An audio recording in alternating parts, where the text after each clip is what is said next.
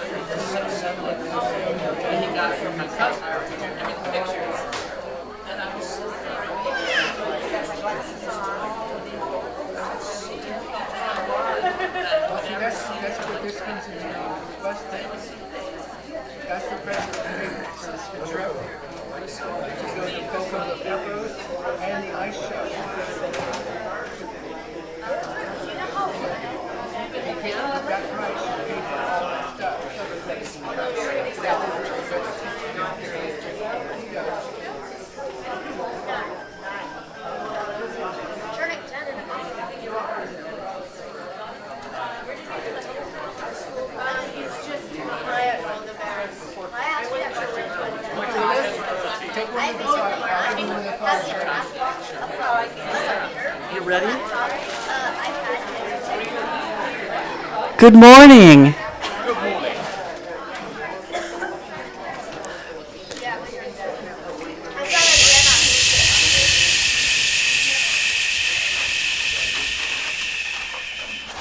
Thank you.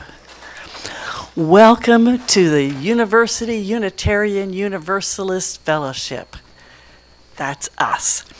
And my name is Paula. My pronouns are she and her and herself. And I'm your service leader for today. It's my privilege and my delight to be that. So if we could settle into our shared sacred space and then turn off the noise-making aspect of your phone so that we won't disturb other people's focus. And we'll hear, first we'll hear from our committee leaders, whatever committee ideas, moments.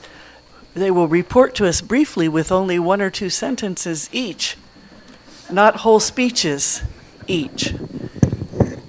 Lori, hospitality. So there will be snacks between service and the meeting today. So we've got vegan, vegetarian, and meat lovers. If you want gluten-free, ask for it. We did keep some of the salads separate, so you can just have a scoop of the salad. And then the celery is made with vegan cream cheese, so you can have that.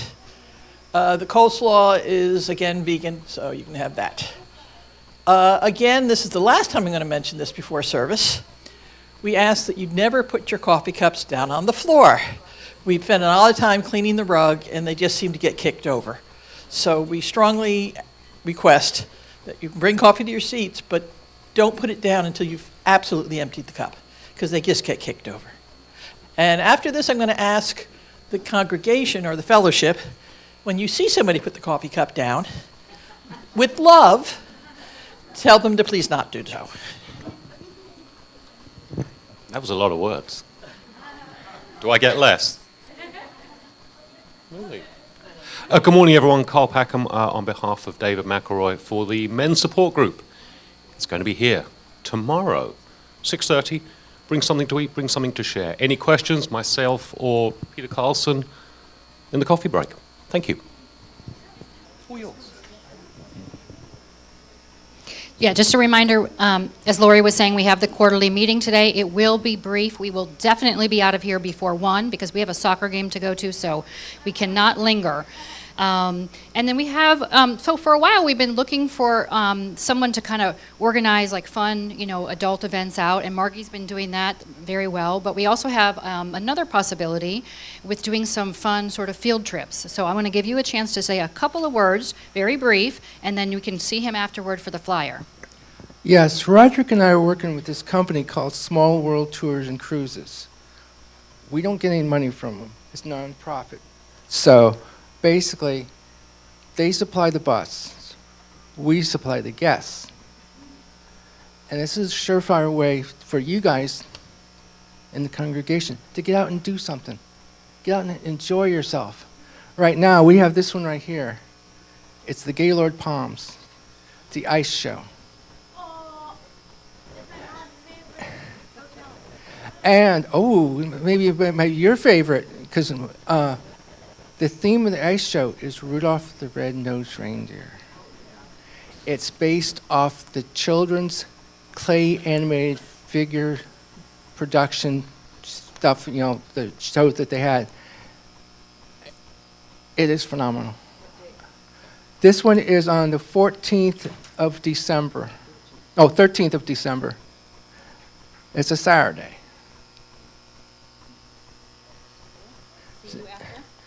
See you after. Thank you. And he'll have some flyers around too. Women's group, we're going to have our holiday party on the 5th of December here at 7 o'clock.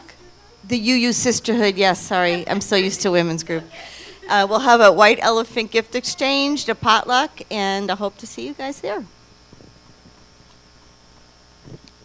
Hi, Alyssa on behalf of SAC. I just wanted to say thank you everyone who's helped out with Basket Brigade.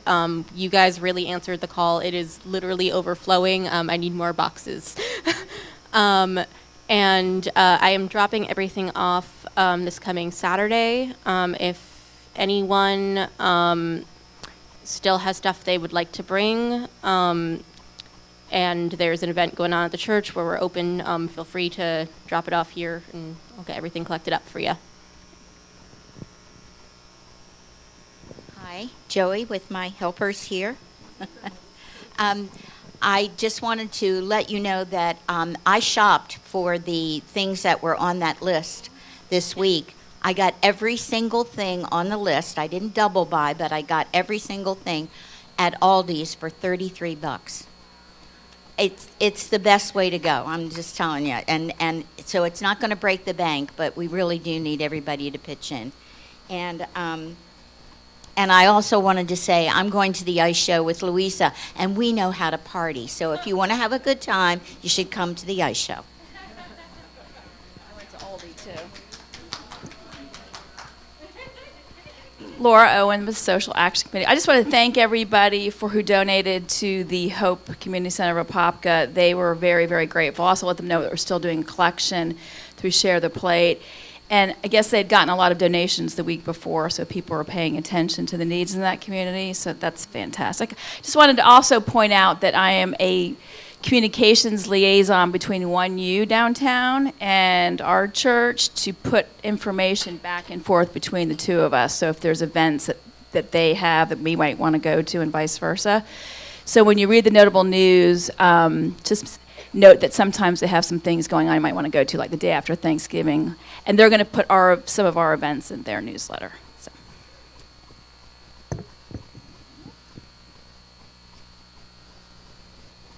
Wow. So many things that we could be part of.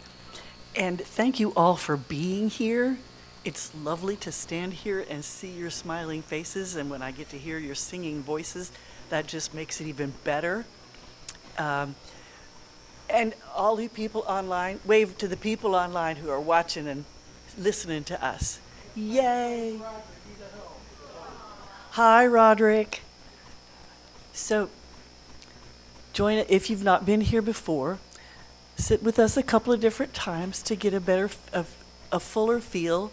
We don't have a minister to speak of. We have visiting ministers, and we have our own members with their brilliant and inspiring thoughts, and we have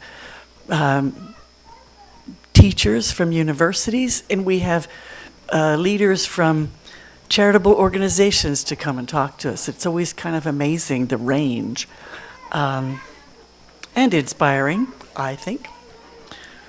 So, my opening words this morning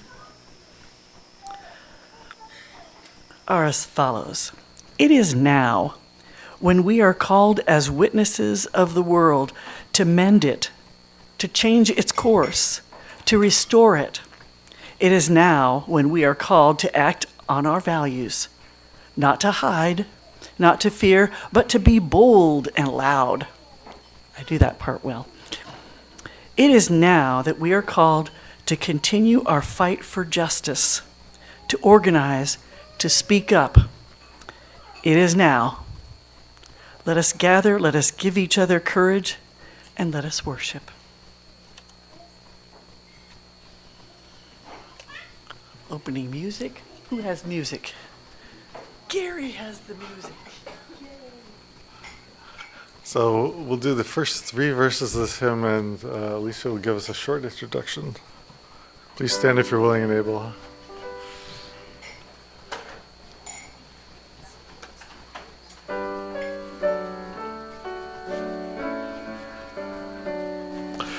Touch the earth, reach the sky, walk on shores while spirits fly, over the ocean, over the land, our faith a quest to understand.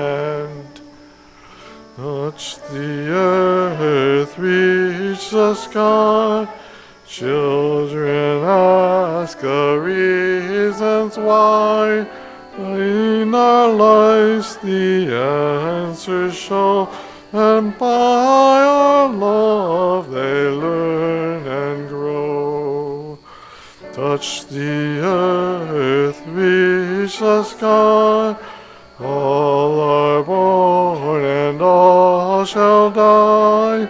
Lies the time left in between, to follow a star, to build a dream.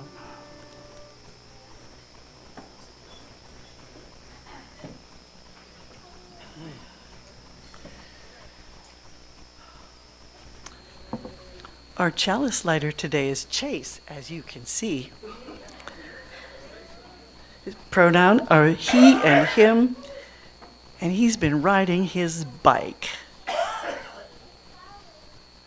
You got that?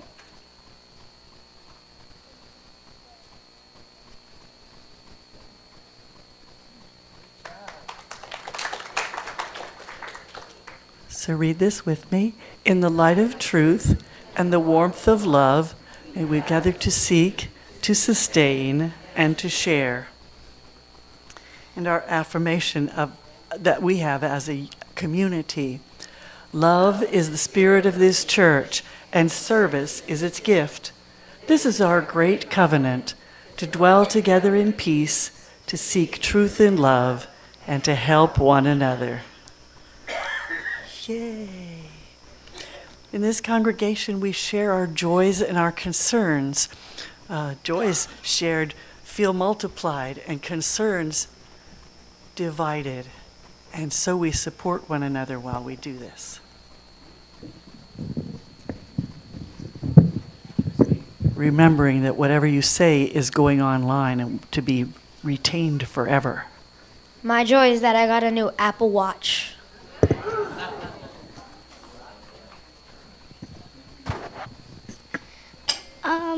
I have 2 joys.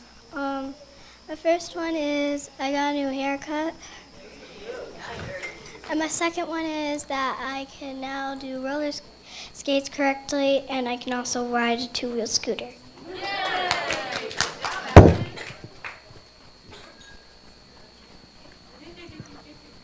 Hello, Caitlin McElroy.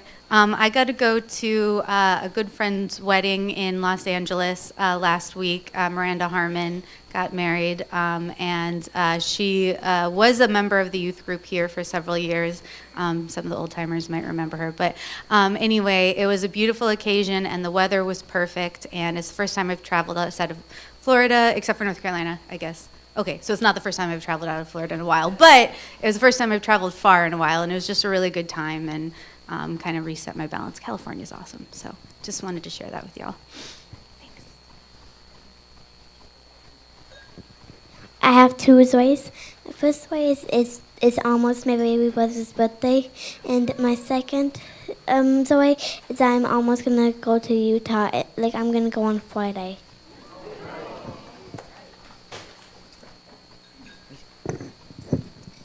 Hi, my joy is I rode my bike.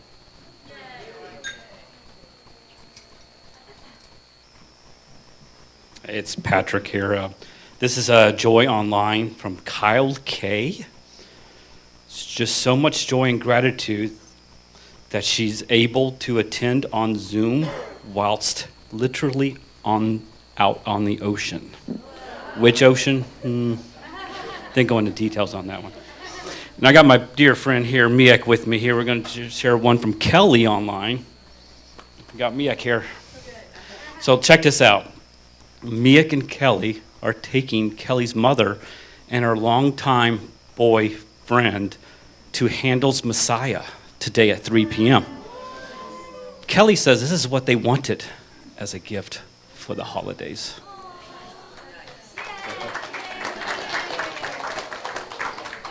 And when you have the Rudolph the Heavily Drinking Reindeer tour, I'd like to come to that, okay?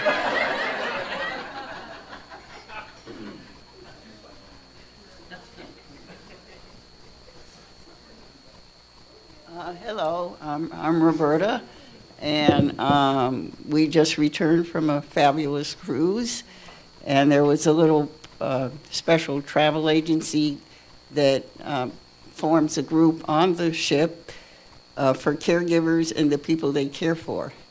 So it was very nice. We had our own activities in our private room, and this was a 2-week cruise, and my smart captain of our ship was able to avoid Melissa, because this was the same time in the same place where Melissa was. I'd also like to make an announcement that any of you that have a dog that wants training, out in the Oviedo area, the guy that trains dogs in my area had to move out toward the Oviedo area. Everybody that has used him thinks he's the most wonderful dog trainer. I don't have his information, his phone number, his contact number with me today, but if you have a dog and you would like training and you live in the Oviedo area, I'd be glad to get you that information. Thank you.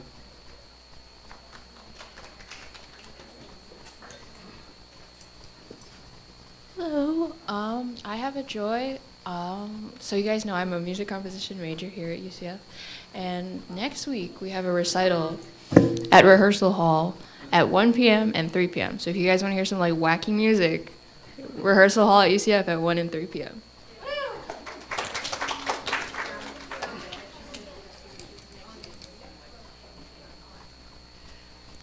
This is a joy, maybe.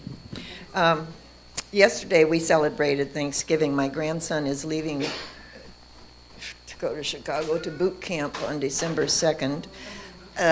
And my son and his family were all in town because my one granddaughter was at a track meet, and what else? There was some other reason, I don't know. But anyway, we were all together. And when I say all together, we have a family getting divorced. We have a stepson in recovery from addiction, and we have 6 kids. And we had the most spectacular day. It was just amazing, and we were all a little bit apprehensive going into it, but it was what it was, and it was great.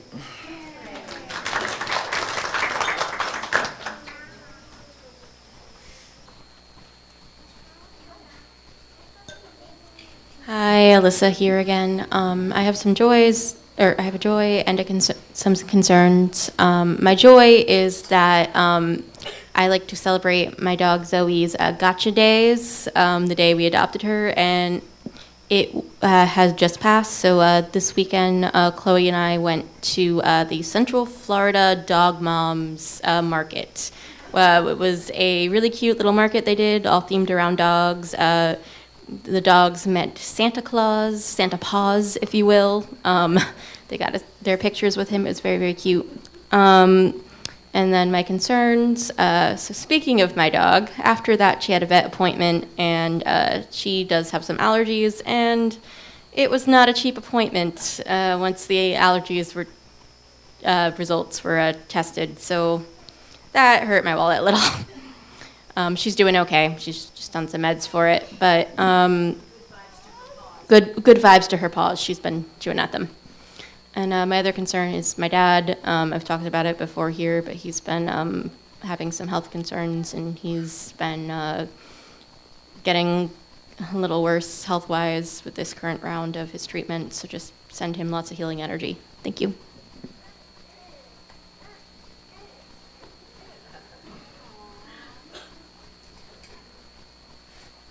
I'm Edith, and we are going to soon be a family of 4.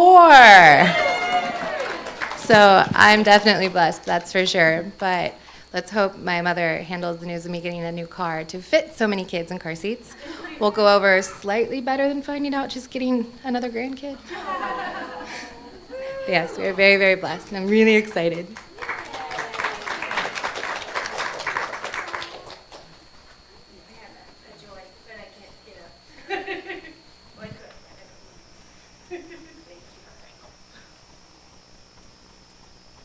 Hello, that was loud. Hello, I'm Chloe. I use she, her pronouns. I am currently working back at Orlando Family Stage again as a spotlight operator for Charlie Brown Christmas. It is basically the same as the special. It is so cute for all ages. I think it's definitely worth coming to see it. Our public shows start, I believe, the week of Thanksgiving, so that Monday, starting the week of Thanksgiving. Such a cute show. I have a concern, though, that when I was sitting up in my light operator area, I had my feet crossed underneath me. My my foot decided to fall asleep, and I didn't realize that it fell asleep. And so I decided to just go ahead and stand on it. And if anybody has had experience with your limbs falling asleep, they don't like being stood on right away. So I kind of rolled my ankle and ran into the lighting booth, and it was very embarrassing and very painful. So I got an ankle brace, and I almost fell out of the lighting booth, but whatever, it's okay. Life goes on. I didn't fall out, but just send good vibes to my ankle to heal pretty fast, because it's just not fun to have a sprained ankle. So I think that's all I got. Yeah.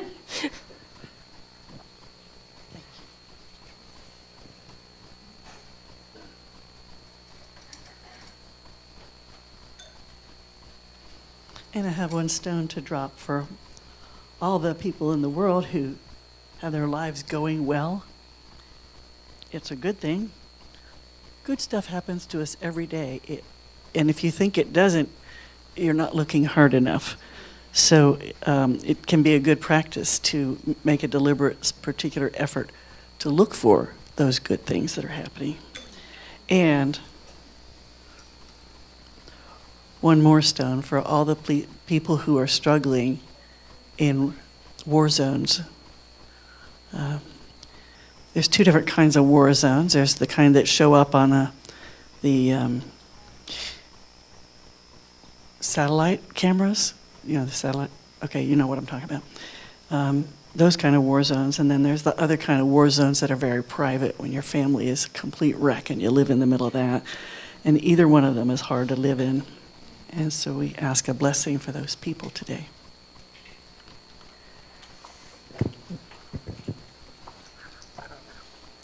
And so we'll have a moment of silence for all those joys and concerns that were shared and those not shared.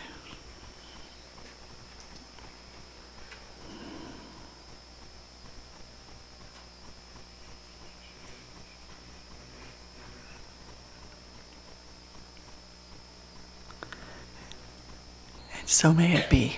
Amen. Our Time for All Ages is brought to us today by Roberta Lehrman. She has a story for us. Oh,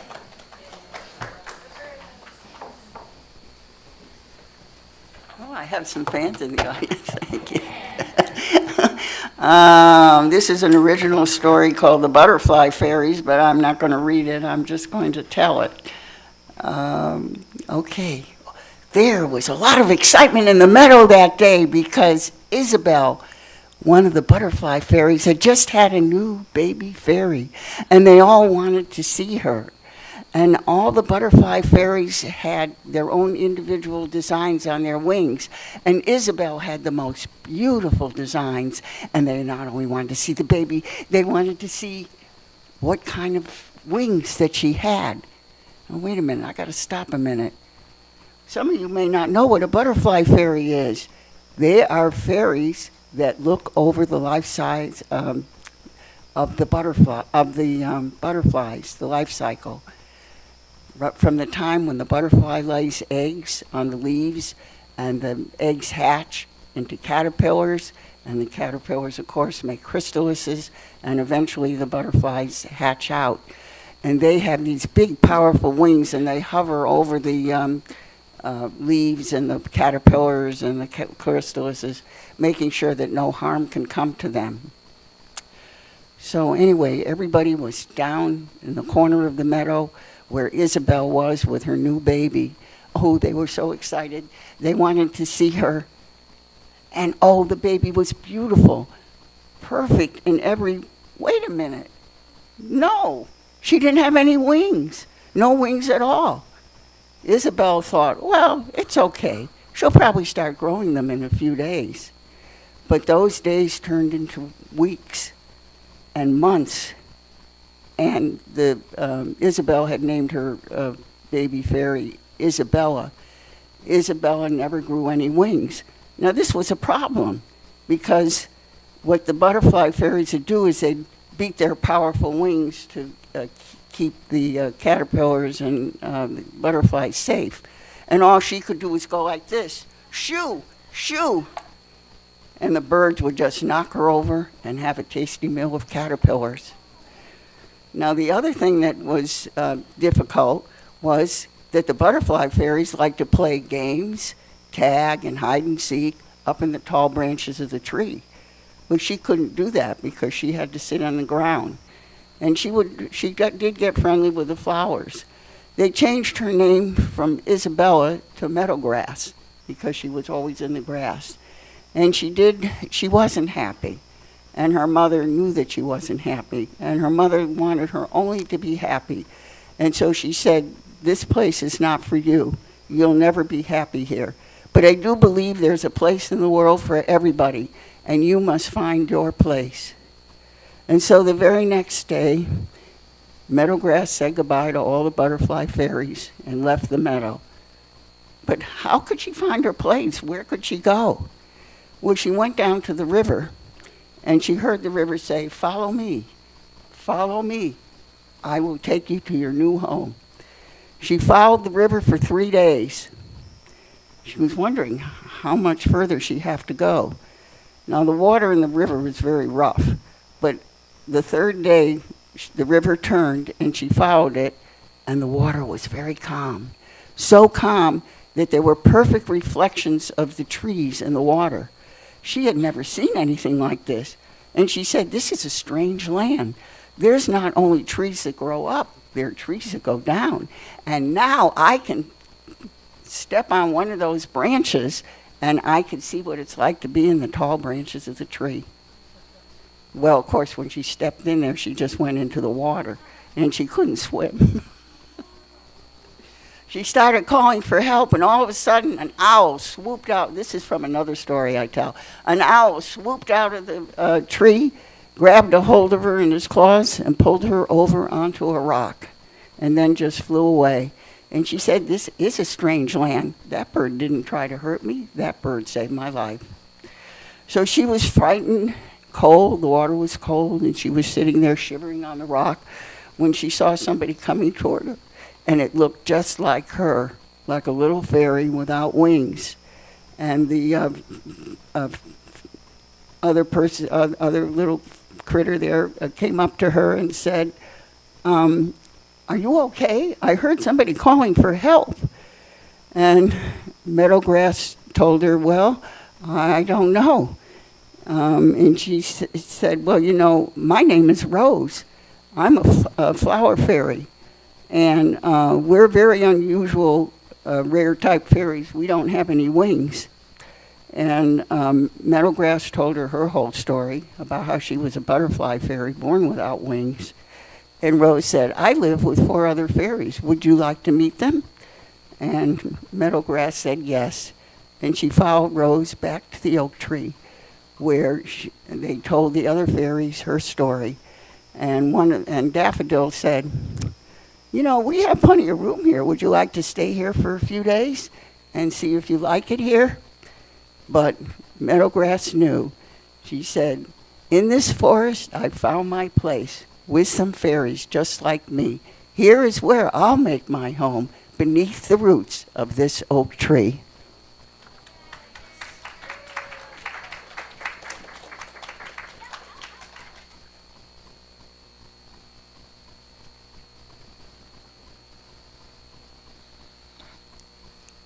Thank you, Roberta. For our interlude and offering, you should know that we're a generous congregation. We generously put things into the baskets that the children will bring around, and 40% of what goes loose into that basket is going to go to a community service. There it is, Hope Community Center, which is based out in Apopka. They work with migrant farm workers.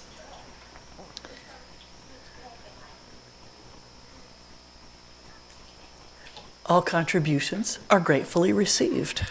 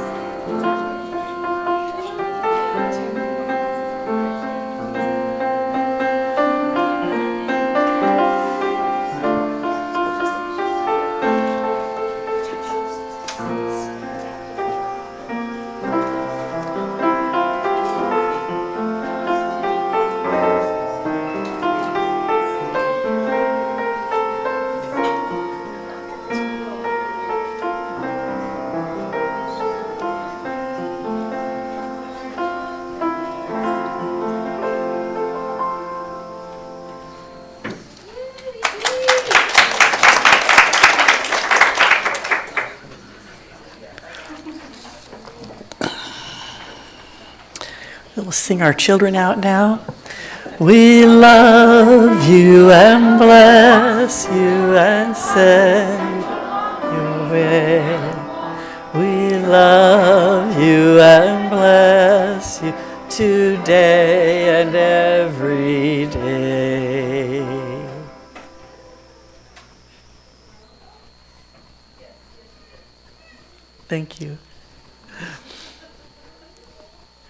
Our speaker today is our very own Lorraine Williams. Clearly, she has a fan club. Now, Lorraine is a person with a thinking brain, and she reads books. So, and she's one of those people that if she gets a hold of 2 or 3 ideas, she knows what to do with them and comes up with a bunch more, like rabbits, you know.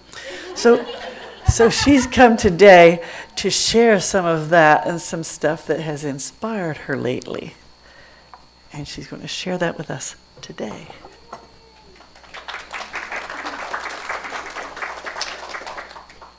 Thank you, Paula. Most of you know that this isn't my natural habitat, so. Good morning, everybody, and good morning to the people on Zoom. Evelyn, if you're there, I did a preview of this with Evelyn so that she could help me, and I appreciate the input that you offered to me, Evelyn, and I actually listened, so. Martha has asked me many times, what are your ideas about Sunday talks? You know, what do you think? And I always say, more talks about spirituality. And she always says, what does that mean? And I always say, So for me, it's a complicated question. It's certainly not the traditional religion stuff, and I'm going to stay on script because I get carried away. Anyway, I describe myself as an optimistic agnostic, and I have a great deal of trouble with the word God. I think last Sunday, Reverend Kathy referred to that ubiquitous 3-letter acronym. Well, I've never had those words before, but that pretty much describes where I'm at. If I'm going to embrace that belief in something before and beyond all that is all-encompassing of creation, it will not be a belief in the God of my childhood, the Superman God, nor the judgmental, vindictive God of the Old Testament, or even the God in the New Testament, who does seem to be more about love, but for me has been made unbelievable by religion. Barry Taylor, who was the road manager for the Australian rock band AC/DC, and by the way, strangely enough, has a PhD in theology, said, God is the name of the blanket that we throw over mystery to give it form. I like that definition of a lot. In one of his skits, stand-up comedian Pete Holmes repeated that definition of God and asked, isn't that something I should have learned in church? Why am I learning this from a rock band roadie? Good question. I want to very briefly give you a little story about my life before I showed up at UUUF. It's brief. Don't get nervous. I grew up in a close and loving family, very Catholic. I went to Catholic schools, and after high school, I attended Seattle University, a Jesuit-led college in Seattle. At that point, I left school and worked for a bit before transferring to the University of Washington for a couple of trimesters. I think by that time I had changed majors at least 4 times, and that's truly not an exaggeration. I had no idea what I really wanted to study. In February of 1969, I started a programming course at the Automation of Institute of America. When I completed that course, I was hired as a computer programmer at a mortgage loan company. Less than a year later, I know, I was only 19. I quit that job and moved to Florida, I was 20, where I got another programming job, joined a civic chorus, and started taking classes at Valencia Community College, when it was just a 1-building, couple of trailers, little place off of Oakman Road, whatever road, in South Orlando. I took classes that seemed interesting. Speed reading, statistics, I know, a little scary, but psychology and business and industry, an environmental studies class, all kinds of different classes. And pretty soon, all I needed were a couple core classes to finish the AA degree. So I thought, well, I'll just do that, and I did. In the meantime, I got married. Excuse me. My stepson Troy came to live with us when he was in 3rd grade, 8 years old. My daughter Lydia was born when he was 13, and my son was born the year after that. After Lydia was born, I worked just part-time and half-time until she was in 6th grade, at which point I went back to work at Valencia and soon started courses at Rollins College, Hamilton Holt Evening School. My major was psychology. I graduated honorably, and after being married for 21 years, I filed for divorce. Excuse me. I didn't notice it until I was writing this talk, that it was school. I always quit school and started school, quit school and started school. It was that I like school. I always liked school. At that point, I knew I wanted to, this is where I got divorced. At that point, I knew I wanted to meet people with whom I had shared values, though not religious values. I had walked out of the Catholic Church during the middle of a sermon one Sunday shortly after I had moved to Florida. I knew that I didn't want to sit in a bar, though sometimes that sounded like a good idea. I thought about joining a photography club. And then I decided to go church shopping. Church shopping had the value that I didn't have to worry about what my kids were up to on Sunday morning at 9, 10 o'clock. They were at home sleeping. I knew that, so it was good. A friend suggested the Unity Church on Clarcona-Coe Road. I felt at home at that church, and I stayed there for 17 years. Unity is a Christian church, but not a dogmatic church. They have principles, 6 principles. It, too, is a very welcoming community. There was a lot of New Age influence there, some of which I held at arm's length, and some of which I embrace. Come to find out that a lot of what they call New Age is really ancient wisdom from around the world. At age 60, large jump ahead here. At age 60, I left the workforce. My daughter, who lives in Lake Harney Woods, not too far from here, had 2 delightful little boys, one of whom is going to the Navy next month. So I sold my home in Apopka and moved to Oviedo to spend more time with them. And then there was another search for community. This time, besides knowing that I didn't want a Bible bullying church, and I put that in quotes, I also knew I didn't want a Bible church at all. And after you make that cut, there aren't too many choices left. And that is not a degradation, that's just a fact. Okay. I appreciate this community. I've been here a long time. I think you know I appreciate this community. But I also have this search, seeking, Peter, for input about the whole God thing, that acronym thing. My reading has expanded from unity teaching and other New Age kinds of topic to a much broader, beyond magic, beyond mythical, beyond rational, into a more integral worldview. These days, I'm also listening to many podcasts, interviews, and guest presentations. For a while, I was keeping a log of all the inputs, who said this and what were they talking about.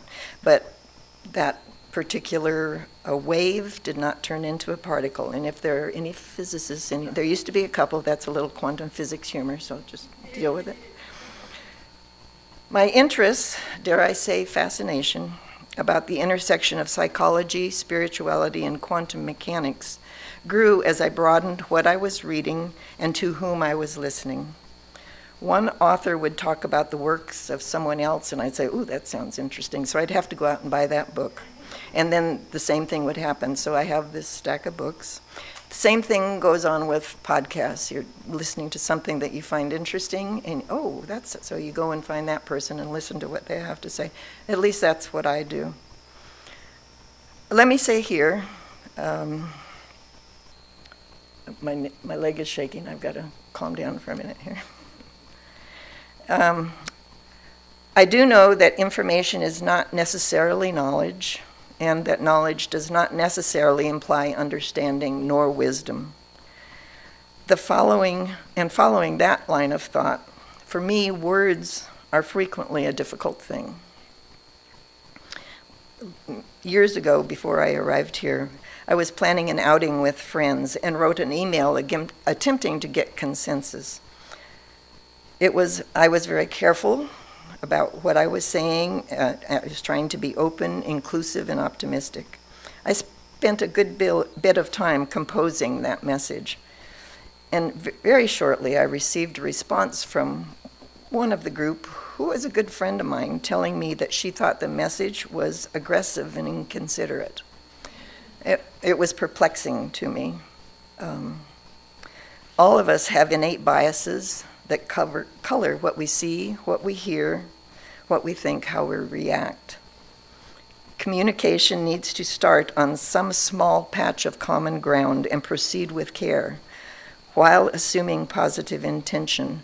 And I smile when I say that because I learned that particular phrase when I was on the board here, and how important it is to not start out with a fight in your head, to go into it trying to be open and to hear what the other people are saying. So today I will do my best to share my enthusiasm about my topic with you. For the purpose of reining in this talk, I picked 4 influencers that I find valuable. There are many more, but time doesn't permit. I want to start with Richard Rohr, a Franciscan friar with a brilliant view of God, religion, spirituality. He's a very humble man with a belief in unitive thinking. He is firmly Catholic, but there are many, many Catholics, in fact, groups of Catholics that think he should be excommunicated from the church because he is far from the traditional Catholic.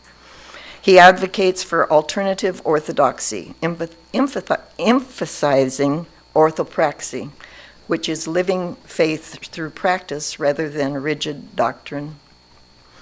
He sees himself as a panentheist, which allows for both the immanence, the divine presence in all things, and the transcendence of God in all things. He sees inclusion and social action as the logical outcome of the immanence of God. In 1971, he founded the New Jerusalem community in Cincinnati, more than just a church, emphasizing experiential faith over doctrinal rigidity, inclusivity, and embodied spirituality, where daily life is the sacred text. In the mid-1980s, Richard shifted from communal living to a broader teaching mission. He's published many books, which have been translated into multiple languages, and he has traveled extensively, sharing his exploration of Christian mysticism and contemplative practice. Richard was one of the most influential voices bringing the Enneagram into Christian spiritual practice. He emphasizes that the Enneagram isn't about boxing people into types. It's about liberating us from our egoic patterns so we can live more authentically and compassionately. His approach blends psychology, mysticism, and theology. My second influencer is Ilia Delio. While Richard is described as a master translator of mystical theology for everyday seekers, Ilia is described as a synthesizer, weaving quantum physics, neuroscience, and theology into a holistic framework. Ilia is a Franciscan sister with PhDs in pharmacology and historical theology. She promotes the integration of science, religion, and is influenced by Teilhard de Chardin, quantum physics, and system theory. She also has written many books, and when I read Ilia, I have to read about 10 or 12 pages, and then I have to stop because she makes me think so hard. Anyway, excuse me. Ilia uses quantum entanglement, which suggests that particles remain connected across space and time, to argue that everything is in relationship, mirroring the theological idea that God is love, and love is inherently relational. She writes that being is not substance, but relationality, echoing both quantum theory and panentheistic spirituality. In quantum mechanics, non-locality means that events can be correlated across vast distances without a direct physical connection. The Heisenberg uncertainty principle of quantum physics fame shows that we cannot precisely know both the position and the momentum of a particle. Ilya embraces the uncertainty principle as a spiritual truth. God is not a fixed object, but a dynamic presence. God, too, is evolving. Faith, like quantum reality, involves living with mystery and openness. As with Richard, Ilya is very Catholic, and like Richard, there are those who are not fans. She speaks of Christianity as a religion in evolution and says life in an emergent evolutionary universe is always moving forward toward greater union and complexity. My third friend is Ian McGilchrist. Ian is considered a polymath. That was a new word for me. Didn't have a clue what it meant. It means a person of very deep and wide knowledge. He is a literary scholar, a medical doctor, a psychiatrist, a neuroscientist, and a philosopher. He speaks of the divided brain and the crisis of meaning. I haven't known Ian as long as I've known Richard and Ilya, but I must confess I've not read any of his writings. His last book was like 1,600 pages, and I'm kindly afraid to start it because it might be the last book I ever read. So, who knows? Who knows? But I have listened to many of his interviews and lectures. Ian is known for exploring the divided brain and its implications on culture and consciousness. He says that the left and right hemispheres of the brain don't just perform different tasks, they engage with the world in fundamentally different ways. The right hemisphere is holistic, contextual, relational, and attuned to the uniqueness of things. The left hemisphere is analytical, focused on categorization and manipulation. His thesis is that the left hemisphere should serve the right, not dominate it. When the left takes over, we lose depth, meaning, and connection. Ian believes our culture has become dominated by the left hemisphere's way of thinking. He warns that this imbalance leads to intellectual, moral, and even ecological decline. His work is a call to re-engage with the richness of the right hemisphere's perception, including intuition, empathy, and interconnectedness. Ian talks about the value of the good, the true, and the beautiful. He believes our modern culture has dangerously misunderstood and diminished them. He argues that the right hemisphere experiences goodness, truth, and beauty as lived realities, and the left hemisphere tends to treat these abstract ideas as if they were concrete physical things, which it then tries to define, control, and manipulate. Ian sees this shift as a part of a 500-year slide into left hemisphere dominance, where we've lost touch with the felt, intuitive, and experiential dimensions of these ideals. He suggests that goodness is not just moral correctness, but a deep alignment with life and love. That truth is not merely factual accuracy, but a resonance with reality that includes intuition, imagination, and insight. And that beauty is not just aesthetic appeal, but a revelation of harmony and depth, often pointing beyond itself to something transcendent. He believes that these ideals are not separate, but interwoven, each pointing toward a richer, more meaningful engagement with the world. And finally, I want to speak about Ken Wilber. Ken's central contribution is integral theory, a framework that seeks to integrate all human knowledge, science, art, psychology, spirituality, blah, blah, blah. His genius lies in his ability to integrate psychology, neuroscience, and spirituality, Eastern and Western philosophical traditions, individual and collective development across cultures, states of consciousness, and developmental stages. I'm not prepared to talk about all human knowledge, so relax. I will touch on three ideas pertinent to this talk. Ken identifies 6 currents that recur in all of the great religious traditions. First, spirit is, by whatever name, is good, true, beautiful, and he adds loving in that. Second, spirit, although existing out there, is also found in here, or revealed within to the open heart and mind. Third, most of us don't realize this spirit within because we live in duality, in an illusory or fragmented state. Fourth, there is a way out of this separate state, this illusion. Fifth, if we follow this, whichever religious tradition is speaking, the result is a rebirth, an awakening, an enlightenment. And sixth, this enlightenment transcends illusion and manifests in care and courage, service, social action, compassion, and so on. Ken also describes how an individual's worldview will color their spiritual beliefs. Think spiral dynamics here. An egocentric worldview is associated with a world of magical powers, sacrifices, miracles. An ethno speaks of the multiple lines of development: kinesthetic, musical, intellectual, social, spiritual. I think that there are 11 or 12 separate lines that he's identified. And for each of these lines, there are multiple levels and stages of development. As we move through the evolutionary spiral in our life, we transcend and include as we look to become more. That's essentially it. But there's so much more to all of this, and I'm very fascinated with it.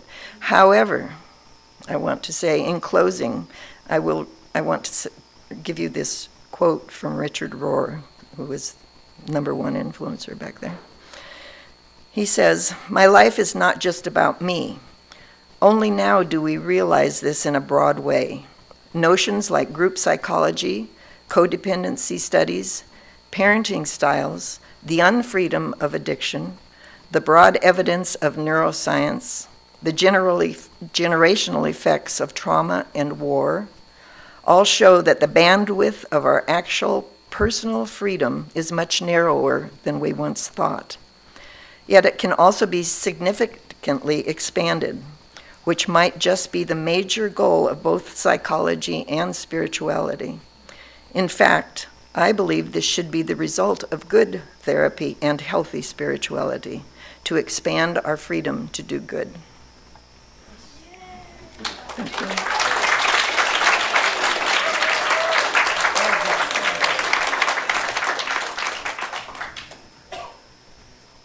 Thank you, Lorraine.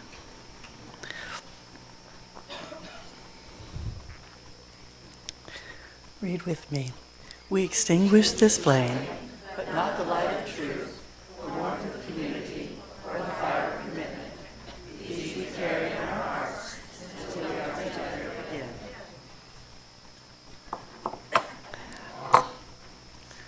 Closing music. Anne has this, and Lissa will be helping her.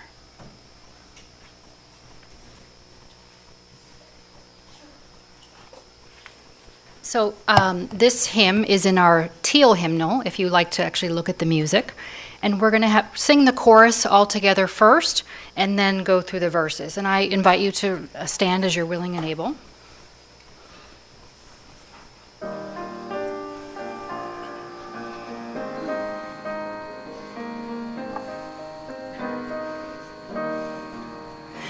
When our heart is in a holy place, when our heart is in a holy place, we are blessed with love and amazing grace.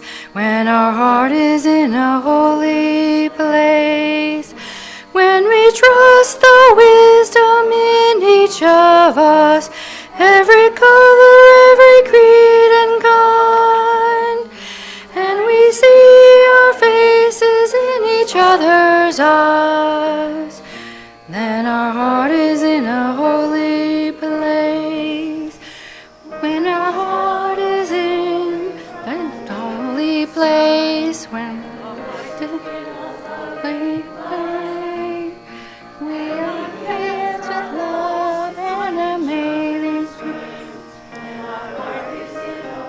Now this verse.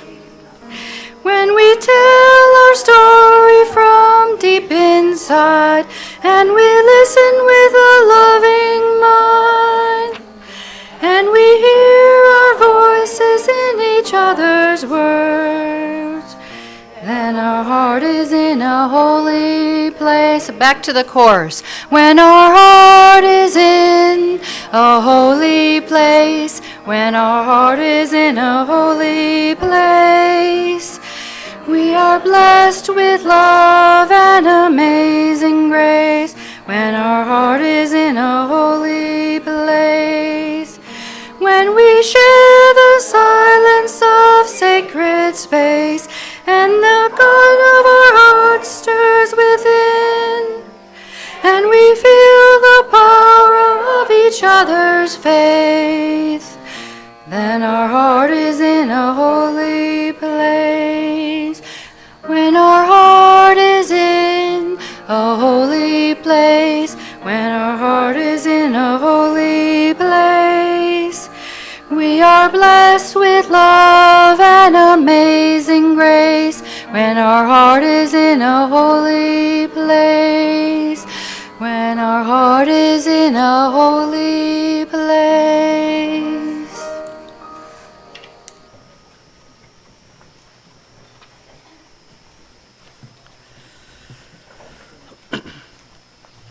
My closing words come from Amy Zucker Morgenstern. As we leave this hallowed place, may our feet remember its feel, so that whenever we walk, we know ourselves to be on hallowed ground. May we always know that we are kin with every soul, every star, every stone and leaf of grass. And may our words be gentle and our touch be kind. Blessed be. We have a postlude, and then we have coffee and cake.